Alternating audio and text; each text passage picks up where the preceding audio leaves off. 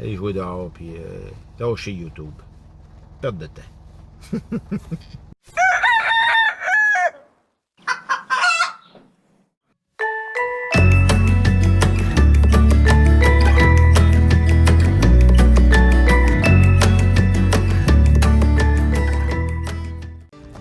Salut tout le monde!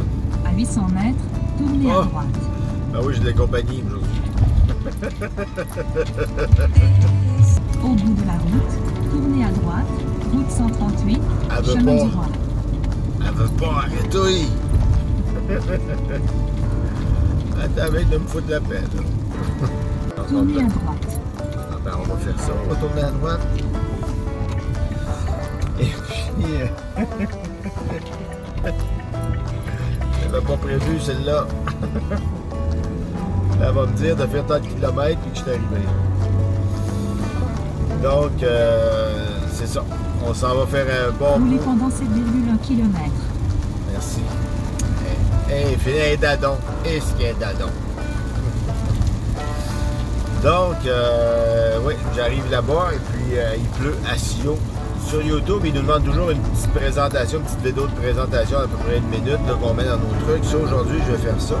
Et puis, la semaine prochaine, on va tourner un nouvel épisode, mais j'amène avec moi un vieux pote que je connais depuis plus de 20 ans. Et puis, il s'intéresse, il a envie de faire de la détection de métal. Et c'est un ancien athlète olympique, pour être plus précis, paralympique, assez connu au Québec. Et puis, ça lui tente d'embarquer dans l'aventure du fou de la détecte. Donc, ben, tant mieux. On va s'amuser ensemble. Vous allez voir, c'est un gars pas compliqué, c'est un gars bien simple. Puis, c'est une espèce de bouffon. Fait que, il est 100 fois pire que moi. Fait que j'ai l'impression qu'on va se bidonner solide. Fait que la semaine prochaine, dans le prochain épisode ou dans 2 épisodes, vous allez avoir cette surprise-là. Et puis, je vous dis pas c'est qui. Et puis, c'est pas la trouvaille qui fait la journée, c'est souvent l'attitude puis le plaisir qu'on a à faire ce passe-temps-là. Mais pas de clou! Bon, on est arrivé à destination. Puis il pleut. Donc, comme vous avez dû le remarquer, je me suis coupé la barbe et j'ai raccourci les cheveux. Ben oui, on était rendu là. Parce que moi, dans mon travail, à tous les jours, je suis obligé de porter un masque. Peux-tu vous dire qu'un masque avec une barbe, c'est pas endurable? J'ai fait 3 semaines, puis j'ai dit non, on arrête ça là. Le gars, il était plus capable. Fait que j'ai dit, comme le masque n'est pas facultatif, c'est obligatoire. Et la barbe, elle, était facultative. Ah ouais, on a enlevé ça. On a fait couper les cheveux un peu, se préparer à l'été, parce que l'été, il fait chaud. Quand on détecte, fait que ça va donner un petit coup de main. On va avoir moins chaud. Donc, je voulais vous parler du fou de la détecte. Le fou de la détecte, ça a commencé comment? Ça a commencé par le goût d'avoir une autre passion. Moi, mon travail, c'est vraiment une passion. Pour ceux qui me connaissent, là, j'ai une méga passion dans mon travail. Et puis, mais là, j'avais le goût d'avoir une autre passion. Donc, j'ai décidé de chercher quelque chose d'autre. Et puis, comme j'expliquais dans une autre vidéo, j'écoutais Oak Island, je voyais Gary Drayton détecter. Et puis là, ben, c'est quelque chose qui me titillait. Ça faisait presque plus qu'un an que je pensais à essayer la détection de métal, mais je savais pas trop comment. Je savais pas trop comment ça marchait. Puis là, j'allais sur Internet. Ce que je reproche des vidéos d'Internet sur YouTube, c'est qu'ils te montrent beaucoup à sortir une tonne de trucs. Ils sortent des trucs, puis des trucs, puis des trucs, puis des trucs. C'est très palpitant à écouter, puis c'est très agréable, c'est parce que on en sort du stock. Puis, ouais. Mais ça ne montrait pas non plus comment utiliser nos appareils, tous les petits trucs du métier, là. Et je les trouvais au compte-gouttes, dans une vidéo, un petit truc ici, au compte-gouttes, un petit truc là. Mais moi, ça faisait pas mon affaire. Je me disais, Caroline, donc j'ai appris à la dure. Je me suis acheté un détecteur et j'ai détecté 15 à 16 heures par semaine. Et puis, elle m'a offert une épicondylite, là, tellement que j'ai travaillé. Finalement, créer mes propres trucs et finalement, me débrouiller pas mal en détection. Fait que, mais ça a été du travail acharné, mais c'est un peu dans mon tempérament. Moi, je suis quelqu'un que quand j'entreprends quelque chose, torsez-vous de là, je vais aller jusqu'au bout. Là, ça ne s'arrête pas là. Donc, je me suis lancé dans la détection, puis j'ai travaillé fort. Maintenant, le but de la chaîne du Fou de la détecte, c'était pas juste de trouver plein de choses, puis de sortir des monnaies à tout bout de champ, puis de sortir des artefacts à tout bout de champ. J'en sors dans les vidéos, mais j'en sors pas à tonnes. Je montre que je sors aussi de la ferraille, puis que je sors aussi des trucs comme ça. Comme vous autres, comme les plus vieux, là, vous en sortez encore, puis qu'on en sort tous.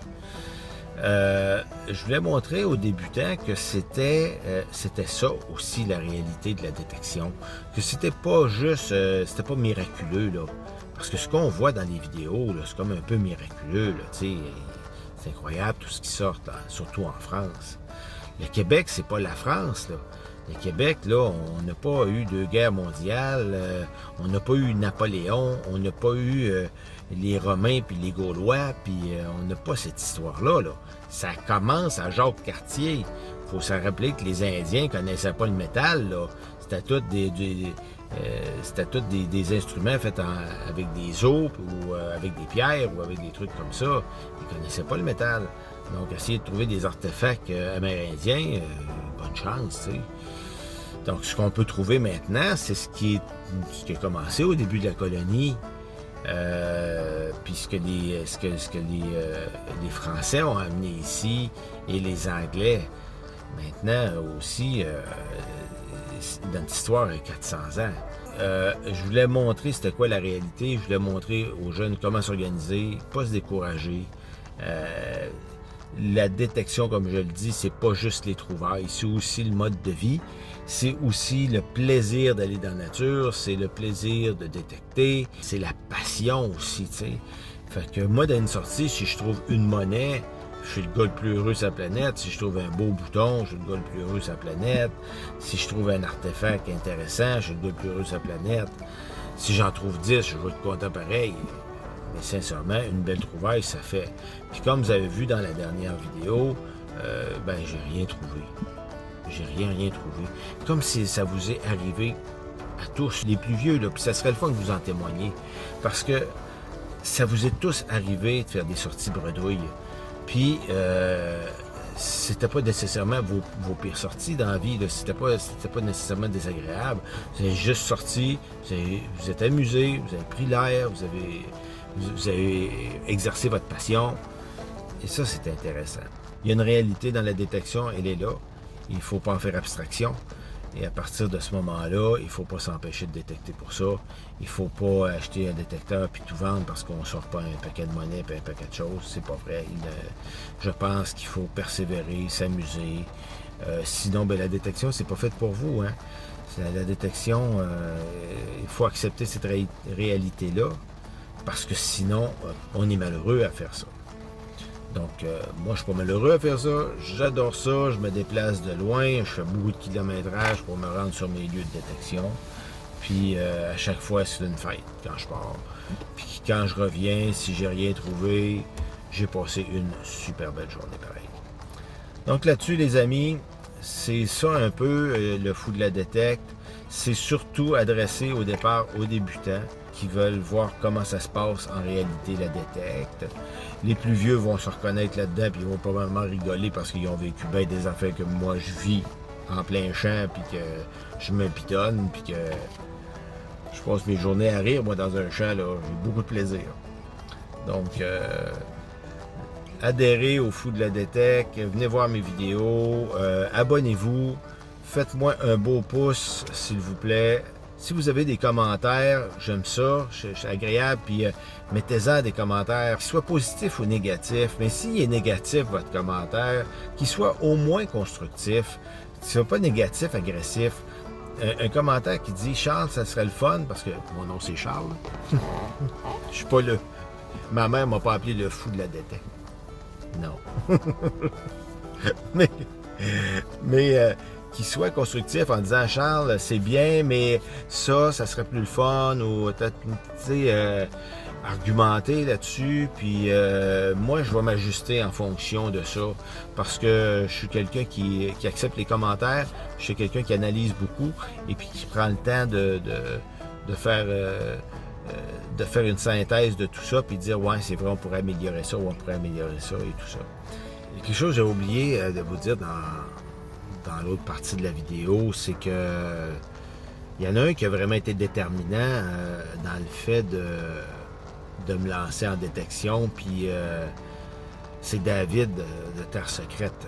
David, ses vidéos m'ont vraiment, vraiment motivé. Sa passion était contagieuse. Il m'a vraiment passé sa passion.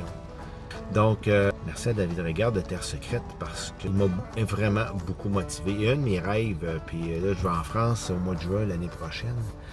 Et un de mes rêves, ça serait d'aller faire une détection avec lui, puis d'aller faire un épisode avec lui. Donc, je vais essayer de rentrer en contact avec pour justement régler des petites choses pour qu'on puisse se rencontrer là-bas.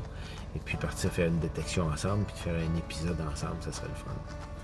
Donc, écoutez, c'est ce que je voulais rajouter à ma petite vidéo.